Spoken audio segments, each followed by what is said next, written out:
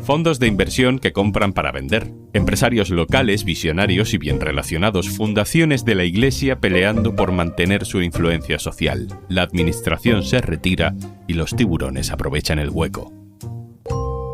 Soy Juan Luis Sánchez. Hoy en Un Tema al Día, la orla del dinero. ¿Quién está detrás de las universidades privadas? Una cosa antes de empezar. Hola, soy Ignacio Escolar, director del Diario.es. El periodismo valiente solo es posible cuando detrás hay personas comprometidas que lo sostienen. Ayúdanos a seguir haciendo investigaciones exclusivas y a blindarnos ante los poderosos para seguir contándote lo que otros no quieren que sepas. Hazte socia, hazte socio en eldiario.es/socio.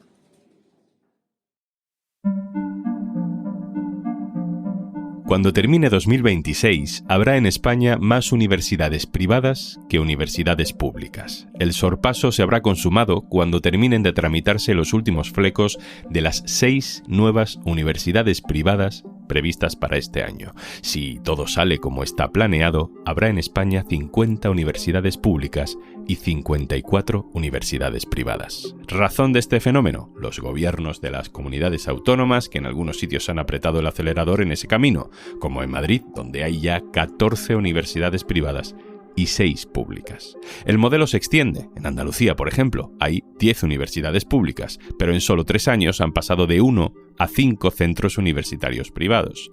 Algunos de esos centros son online, pero tendrán la misma homologación que uno público. Ya hace un tiempo hicimos un capítulo sobre cómo funcionan estas máquinas expendedoras de títulos universitarios. Te dejo el link en la descripción de este episodio. Hoy nos fijamos en quién está detrás de ese boom de centros privados de educación superior. Un ámbito que en España, de repente, se ha convertido en un sector económico en auge y muy lucrativo. Daniel Sánchez Caballero, hola. Hola. Daniel Sánchez Caballero es periodista del Diario.es, especializado en educación. Dani, la educación universitaria es de pronto un sector económico, un negocio. Danos algunas cifras. Pues mira, para que nos hagamos un poco la idea de cómo está el mercado y la evolución que ha sufrido en los últimos años, desde el 2019, o sea, en 6 años, no cuento se han abierto 11 universidades privadas, 11. Esto quiere decir que se abren 2 cada año. Esta evolución ha llevado a que el sector básicamente duplique su facturación en una década. De 1.900 millones de euros anuales han pasado a 3.700. Y hay muchos centros, no todos porque no todos tienen ánimo de lucro, pero los que sí lo tienen, hay centros que están en rentabilidades de 2 cifras anuales, cerca de un 10%. Eso no se da prácticamente en ningún sector. Dani, empecemos a desgranar quiénes están detrás de las universidades privadas que están abriendo últimamente en España. ¿Qué tipo de empresas son? Bueno, por un lado hay grupos bastante grandes como Planeta, está la Asociación Española de la Banca también, hay bancos particulares, Abanca acaba de abrir hace unos años un centro en Galicia. Hay grandes empresas internacionales que han desembarcado en España. Tienes el grupo internacional Tech Education, la Global Academy Network, que va a abrir ahora una universidad en Extremadura, y estos tienen presencia en América, tanto en Estados Unidos como en varios países del sur. Hay empresas que vienen de la FP y Lerna, y ha dado el salto también a la formación profesional. Un segundo grupo lo conformaría la Iglesia, y aquí hay, desde la propia Conferencia Episcopal, hay grupos como los jesuitas, los legionarios de Cristo, está el Opus, hay algunos laicos también cercanos a la Iglesia que han abierto centros, y luego otras universidades que formalmente tienen la forma de empresa, pero están impulsadas por particulares. Diego del Alcázar Silvela tiene el IE University, que acaba de abrir una universidad en Madrid. Miguel Arrufat es el dueño histórico de UNIR, por ejemplo, y ha entrado también en Villanueva. La familia Segovia, que tiene el grupo SEC, tiene la Camilo José Cela. Josian Querejeta, que maneja como varios clubes deportivos en Euskadi, tiene Euneiz en Vitoria, también es relativamente nueva. Gabriel Calzada, que es un economista canario, ha abierto la Hespérides en Canarias. Y aparte de estos 3 grandes grupos que te he comentado, también están entrando ahora los fondos de inversión. Actualmente está EQT, que tiene la Universidad Europea hay varias universidades europeas, la de Andalucía, la de Canarias, en Madrid también. Y el fondo Cinven y otro que se llama Mubadala acaban de adquirir recientemente la Universidad Alfonso X el Sabio de Madrid, y tienen otra sede recién abierta en Andalucía, en Málaga. Fondos de inversión metidos en el negocio de las universidades. Es extraño, ¿no? Para quien no conozca cómo funciona un poco ese mundo, porque los fondos de inversión, en teoría, se meten en negocios muy rentables para comprar a un precio y poco después vender a un precio notablemente superior. Ya nos has dicho que es rentable el negocio de la educación, pero ¿tanto? Tanto y más, te diría. El ejemplo de los fondos de inversión es bastante sintomático de cómo está este sector. El desembarco de estos fondos es relativamente reciente, 2018, 2019 más o menos. El fondo CVC, que compró la Universidad Alfonso X el Sabio en 2019, invirtió unos 1.000 millones de euros más o menos, la acaba de vender por exactamente el doble. 2.000 millones de euros por una cosa que compró por 1.000 millones en 6 años. Creo que es bastante ilustrativo. Y bueno, hay más fondos metidos. Ahora está el sueco EQT. Portobelo Capital ha comprado una participación de Proeduca, que es el grupo que está detrás de UNIR. Y hay más fondos entrando y además siempre con la filosofía que tienen los fondos, que es entrar, beneficio y salir rápido, porque hay que devolver la inversión. Los fondos no se quedan a largo plazo. Entonces, si están ahí es porque han visto que hay dinero y que hay dinero rápido, relativamente rápido por lo menos.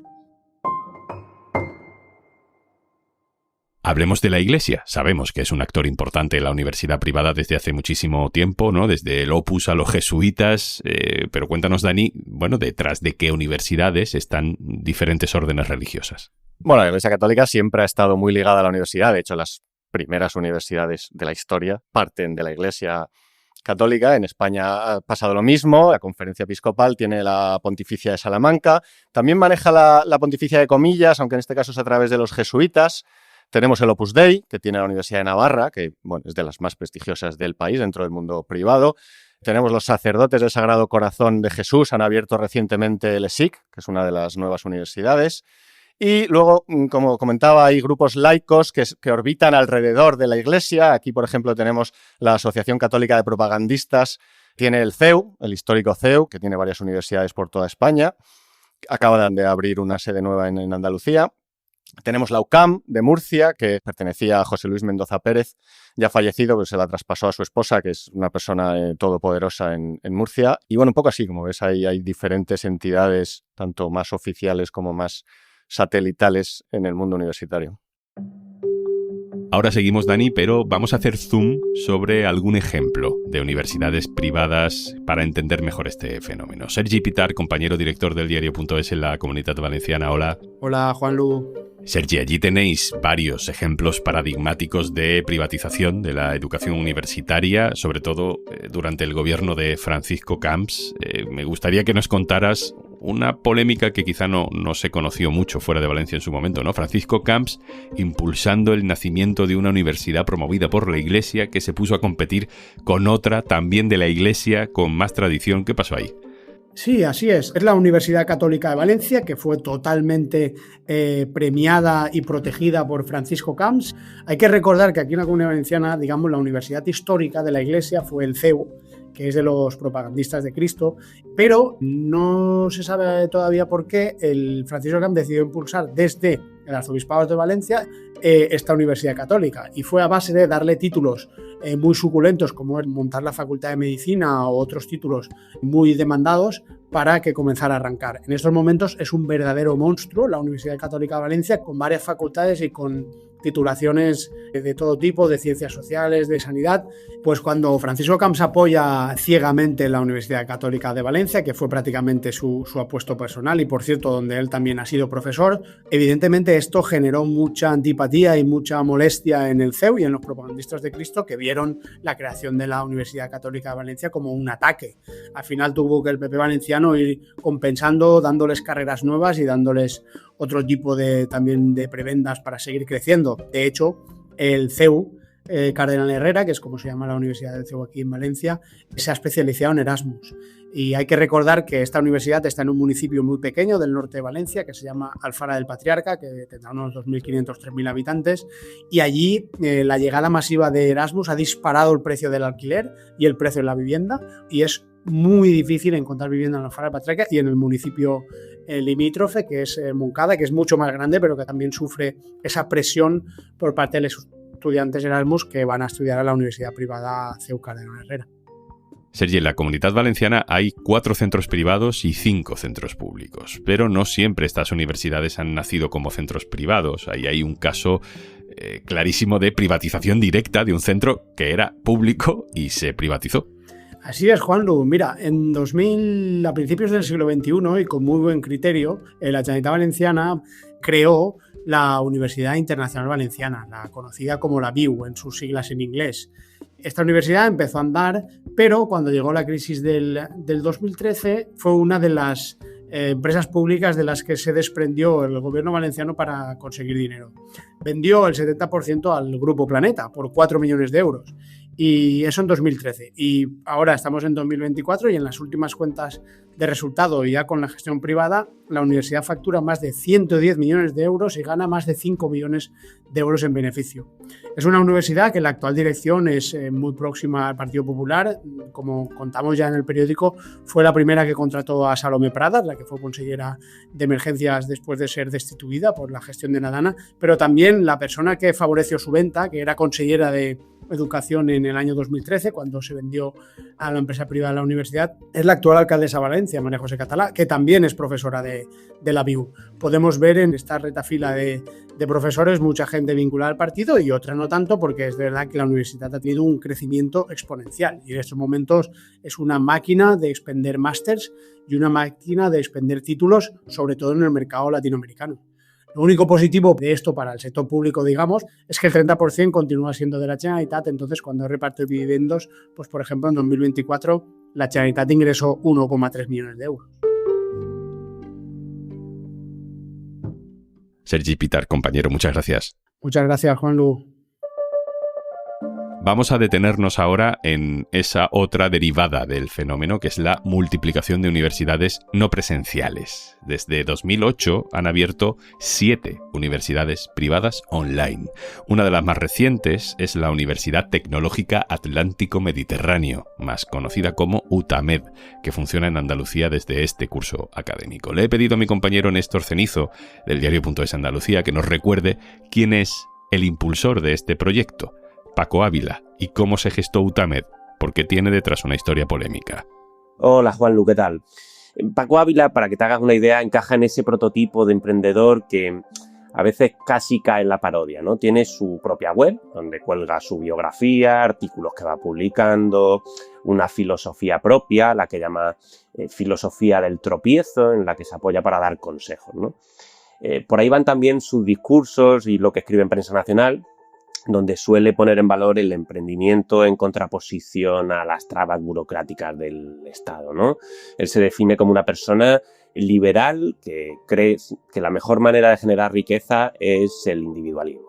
Este es Paco Ávila y él es el empresario detrás de UTAMED, de la que es propietario junto al Grupo Vocento y Unicaja. UTAMED ha empezado a impartir clases este curso, pero el proyecto, como decías, viene de años atrás y ha sido polémico desde el principio. En 2023 el ministerio y los rectores desaconsejaron aprobarlo porque tenían dudas de su viabilidad, de los avales y de los planes académicos, y emitieron 3 informes en contra. Pero la Junta de Andalucía, que es la competente, los ignoró y autorizó que empezara su actividad este curso, ¿no? Los informes en contra ponían también el foco en la relación del proyecto y de Paco Ávila con Javier Imbroda, el consejero de Educación de la Junta de Andalucía, que falleció hace 4 años, el exentrenador de baloncesto. Imbroda y Ávila fundaron juntos en 2010 MEDAC, que es un centro de FP privada, y MEDAC fue la entidad con la que se presentó el proyecto inicial de UTAMED. Imbroda no se abstuvo para aprobar UTAMED, a pesar de que la abanderaba su antiguo socio. Dijo que se había desvinculado de MEDAC antes de ser nombrado consejero y que había vendido sus acciones. Y bueno, hay otro dato curioso así por terminar, porque UTAMED es la primera universidad online andaluza, pero no es el primer contacto de Ávila con el mundo universitario, porque en 2018 ya logró la aprobación para un proyecto similar en Melilla. Y Melilla es una ciudad que gobernaba entonces y ahora Juan José Imbroda, que es hermano de Javier Imbroda. Dani, vuelvo contigo. Hablemos del otro lado de este negocio, de lo que le cuesta al año a una persona, a un estudiante, a una familia, hacer una carrera en una de estas universidades, porque entiendo que para entrar en una de estas universidades el único requisito es pagar. Básicamente sí. Hay algunas universidades que para algunos grados con mucha demanda pueden tener algún tipo de prueba selectiva, pero bueno, sí, básicamente pagando se entra. Los precios, pues en un mercado privado sin regular, la horquilla es muy grande. Si te matriculas en el IE, te puede costar 34.000 euros un año de prácticamente cualquier carrera, por ejemplo, arquitectura, con lo cual te estás yendo a 140.000 euros para sacarte el título. Una medicina en la Universidad de Navarra, que hemos comentado antes que es muy prestigiosa, te cuesta 20.000 euros. Esto es bastante estándar, en casi todas las universidades ronda los 20.000 euros anuales. Aquí pues estamos hablando de nuevo de que te vas a 100.000 euros para sacarte el grado. Por comparar con el IE, la Universidad de Navarra, 17.000 euros por arquitectura, que es la mitad. En los CEUs, que son algo más populares, por ejemplo, puedes cursar una enfermería o una fisioterapia o informática por solo 9 o 10.000 euros al año. Siempre estamos hablando de un curso, ¿eh? La historia, las humanidades son un poquito más baratas. En el CEU tienes 7.500. En la UCAM de Murcia, que mencionábamos antes, un poquito más barata. Puedes hacer educación infantil por 5.000 euros, más o menos. Medicina aquí te baja algo, 15.000 euros. Más o menos por ahí. Luego ya están las universidades a distancia, que son otra cosa. Evidentemente son más baratas. Ahí encuentras cosas a partir de quizá 3.000, 3.500 euros. Aquí lo que está pasando con esto es que este dispararse de la universidad privada está provocando que suba muchísimo el mercado de los créditos al estudio, que en 5 años ha subido como un 60%, ya 1 de cada 7 créditos que se piden en general en España son para pagarse los estudios. Entonces tendemos un poco hacia un modelo tipo Estados Unidos en el que sales de la carrera con una deuda de decenas de miles de euros antes de empezar a trabajar. Dani, terminamos. ¿Cómo dirías tú que hemos llegado hasta aquí? ¿Cuál ha sido el caldo de cultivo para que haya crecido tanto este ecosistema universitario paralelo, para que se haya abierto este gran nicho de mercado? Bueno, en los últimos años se ha generado una especie de tormenta perfecta con varios frentes. Por un lado, la oferta de plazas públicas está estancadísima. Hace por lo menos 10 años que no hay más plazas, luego habría que ver por grados, pero en general el conjunto de la universidad pública no ofrece más plazas. A esto se suma que hay una demanda que ha crecido muchísimo de estudios, por un lado por el propio mercado laboral, que te exige formarte, exige tener títulos, exige especializarte y diferenciarte del resto de la gente, y por otro lado por el plan Bolonia, de esto ya hace más años, pero Bolonia impuso la obligatoriedad de que para ciertas profesiones necesitas tener un máster cursado.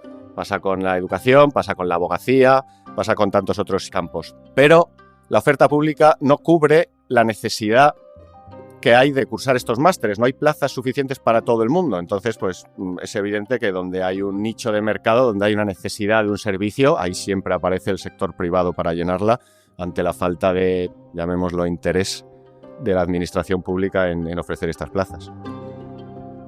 Daniel Sánchez Caballero, compañero, muchas gracias. Gracias a vosotros.